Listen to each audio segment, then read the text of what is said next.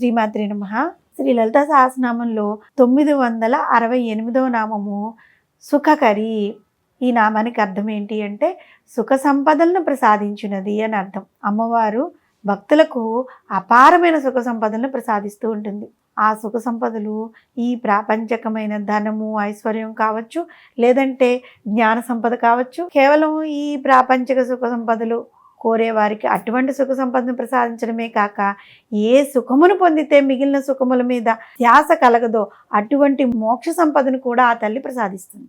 భార్య లేదా భర్త, సంతానము, వస్తువులు, ధనము, భవనములు, ఇతర సంపదల వల్ల మనకు ఎటువంటి సుఖము ఉండదు. ఎందుకంటే వీటి యొక్క అననుకూలతలు మనకు కష్టాలనే కానీ సుఖాలను ప్రసాదించవు. కాదు, వాటి అనుకూలతలు ప్రాపంచిక దృష్ట్యా సుఖమే అనుకున్నప్పటికీ కూడా అది తాత్కాలికంగానే ఉంటాయి. తాత్కాలిక సుఖాన్నే ప్రసాదిస్తాయి. ఈ సంపదలన్నీ మనం ఉన్నా కూడా వాటి యొక్క విభవము తగ్గినా నశించినా అది మనకి దుఃఖానికి దారితీస్తుంది, కానీ సుఖాన్ని ప్రసాదించదు. అందువలన మనం ఇక్కడ ఒక విషయాన్ని గుర్తుంచుకోవాలి. అమ్మవారిని అలౌకికమైన మోక్ష సంపద కోసం ప్రార్థించాలే కానీ అశాశ్వతమైన ప్రాపంచిక సంపదల కోసం కాదు. లక్ష్మీదేవి చంచల స్వరూపిణి. ఎప్పుడు మన దగ్గర ఉంటుందో, ఎప్పుడు వెళ్ళిపోతుందో మనకు తెలియదు. అటువంటి ప్రాపంచిక సంపద ఉన్నా మనకు ఏం ప్రయోజనం? కేవలం ఇనపపెట్టెలో మూలగడం తప్ప. అందువల్ల అటువంటి ప్రాపంచిక సుఖశాంతుల కోసం ఆ తల్లిని అర్థించడం ఎంతో తెలివి తక్కువైన పని. కేవలం ముక్తి మాత్రమే శాశ్వతమైనది. శాశ్వతమైన సుఖాన్ని మనకి ప్రసాదిస్తుంది. అటువంటి ముక్తిని ప్రసాదించేది సుఖకరి.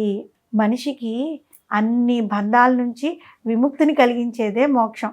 ఈ మోక్షము 4 రకాలుగా ఉంటుందని జగద్గురువులు ఆదిశంకర్లు శివానంద లహరిలో వివరించారు. వీటిలో మొదటిది సారూప్యముక్తి.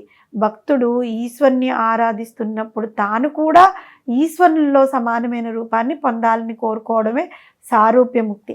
రెండవది సామీప్యముక్తి.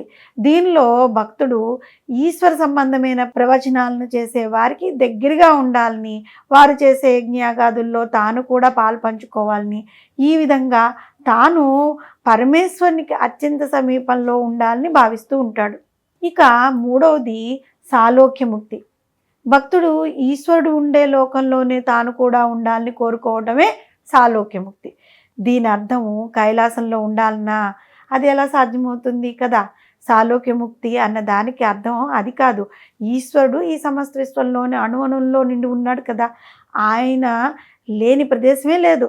అందువల్ల తాను నివసించే ప్రదేశము ఈశ్వరలోకంగా భావించి తనను ఈ శరీరం తగిలే చల్లని గాలి కైలాసం నుండి వస్తుందని, ఈ విధంగా ప్రతి జీవిని ఈశ్వర రూపంగా భావించడమే సాలోక్యముక్తి. అంటే ప్రతీది ఆ పరమాత్మయే అని భావించడం అన్నమాట. ఇంకా నాలుగవది సాయుజ్యముక్తి. సాయుజ్యము అనే పదానికి అర్థం కలిసి ఉండడం అన్నమాట. ఈ సమస్త విశ్వంలో అణువణువులోనూ ఈశ్వరుడే నిండి ఉన్నాడు కదా. జీవులందరిలోనూ ఉన్న చైతన్యమే శివస్వరూపం అయినప్పుడు మనము ఈశ్వరులో కలిసి ఉన్నట్లే కదా. ఈ విధంగా జీవుడు తాను ఉన్న లోకంలోనే సుఖశాంతులను ప్రసాదించే శాశ్వత మోక్షాన్ని అనుభవించవచ్చు. దీనికోసము వేరే ఎక్కడికి పోవాల్సిన అవసరం ఉండదు. అటువంటి సుఖశాంతులను ప్రసాదించగలదు కాబట్టి జగన్మాతను వసన్యాది వాగ్దేవతలు సుఖకరి అనే నామంతో కీర్తించారు. తనను సుమంగళి రూపంలో ఉపాసించి ఆరాధించే భక్తులకు సకల సుఖములను, బ్రహ్మజ్ఞాన ఫలమైన శాశ్వత సుఖరూపమైన ముక్తిని ప్రసాదించేది సాక్షాత్తు ఆ జగన్మాత. యోవై భూమా తత్సుఖం అంటే పరమేశ్వరి తాను స్వయంగా సుఖస్వరూపిణి కావటం వలన తనను ఉపాసించే వారికి శాశ్వత సుఖములను ప్రసాదిస్తుంది కాబట్టి సుఖకరి అని వ్యవహరింపబడుతూ ఉంది. అటువంటి సుఖశాంతులను ప్రసాదించగల పరమేశ్వరిని మనందరము శాశ్వత సుఖశాంతులను ప్రసాదించమని ప్రార్థించాలి. తనను నమ్మి ఆరాధించే భక్తులకు అపారమైన, శాశ్వతమైన, అలౌకికమైన ఏ సుఖమును పొందితే మిగిలిన సుఖముల మీద ధ్యాస కలగదో అటువంటి అన్ని బంధముల నుండి ముక్తిని, పునర్జన్మ రాహిత్యమును, ముక్తి సామ్రాజ్యమును అనే సుఖ సంపదలను ప్రసాదించింది.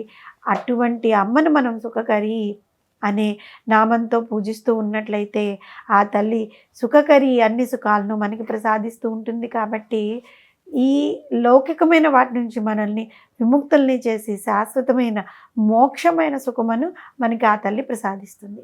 శ్రీమాత్రే నమః.